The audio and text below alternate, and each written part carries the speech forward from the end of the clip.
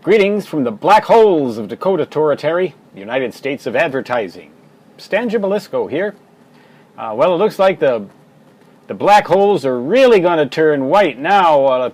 They're predicting a foot of snow on some of the upslope elevations, but with the high winds and the dire wording of their winter storm warning, I suspect we might be in for one of those big pasters, you know, the one that buries you with 2 to 4 foot. I think that's what we're going to get, is 2 to 4 feet over the course of the next 48 hours or 36 hours or thereabouts. I hope I'm wrong. I want to get that car in for service, put a block heater in it, and get a tune-up for it.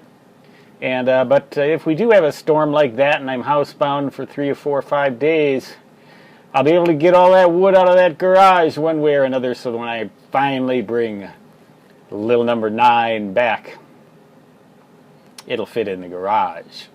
I won't have to endure this kind of abuse.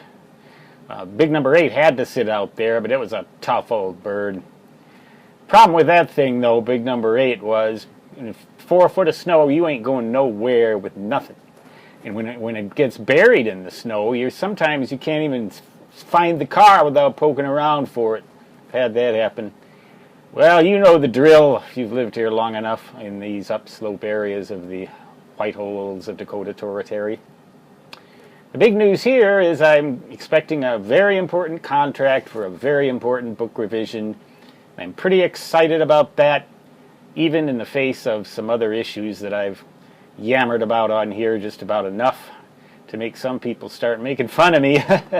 Let me tell you one thing. There's no way you can make fun out of what I've got. But you can if you're not me, of course. And, of course, that's your choice. I'll just try to live what I can here in the Nerd Castle, which I've come to really like a lot. I don't really have any designs on moving to Wyoming or Montana or anything more like that now.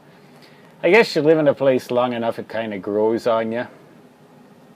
And this is a really nice house with really comfortable facilities, and I'm all prepared, by the way, for power outages in case we have an extended power outage.